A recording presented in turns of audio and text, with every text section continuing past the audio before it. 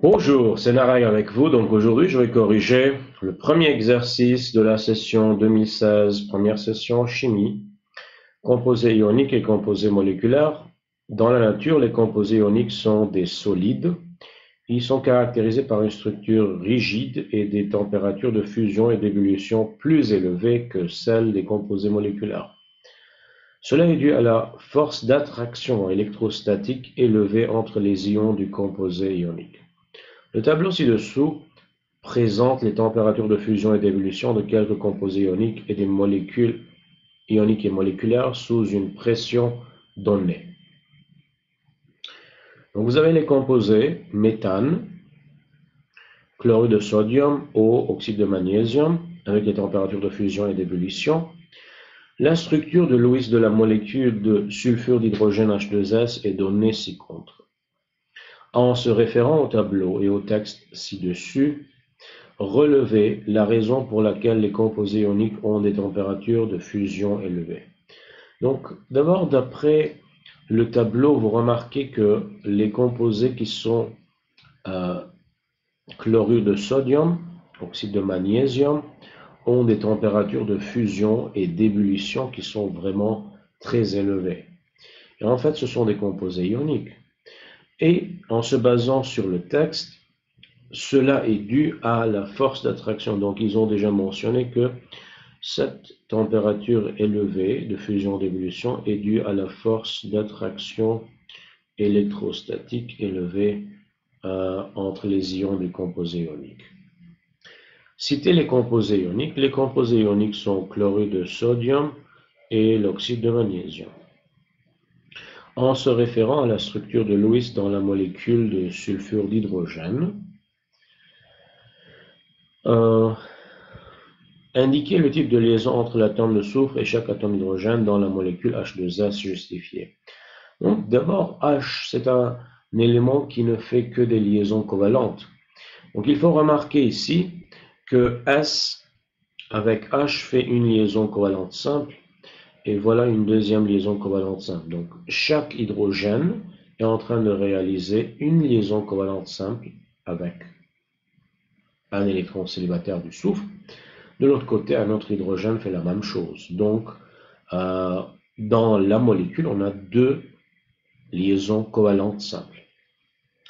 Vérifiez que l'élément soufre appartient au groupe 6, colonne 16, dans le tableau périodique.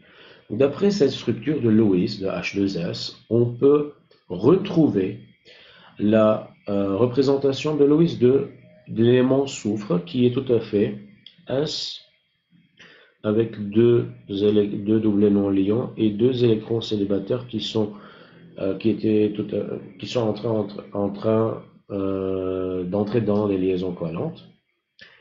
Donc, d'après ça, on peut savoir qu'il y a 6 électrons sur la couche périphérique, ça fait deux doublés non-liants, ça fait 2 et 2, 4, avec deux électrons célibataires, ça fait 6 en total, 6 électrons sur la couche périphérique, donc l'élément appartient au groupe 6 ou bien la colonne 16. La configuration électronique de l'atome de potassium est K2L8M8M1. Le potassium réagit avec le soufre pour produire le sulfure de potassium K2S. Expliquez la formation de liaison dans le composé sulfure de potassium. Ok. De la même façon ici, K et S, ce sont des composés, sont des éléments qui vont former une liaison ionique. Du fait que K, en fait, d'après sa configuration, a tendance à perdre un électron. Donc, il va perdre l'électron célibataire. Il y a deux potassium, donc chaque potassium va perdre un électron célibataire. Cet électron de valence. Cet électron perdu sera conféré au soufre, parce que le soufre a 6 électrons sur la couche périphérique. Il a besoin de 2 pour obéir à la règle de l'octet. Donc, il y aura la formation de l'ion K+, et la formation de l'ion S2-. De cette façon, il nous faut 2 K+, en face de S2- pour former liaison ionique. Donc, c'est comme ça que la liaison sera formée. La température d'évolution du composé sulfure d'hydrogène est de moins 66 degrés Celsius.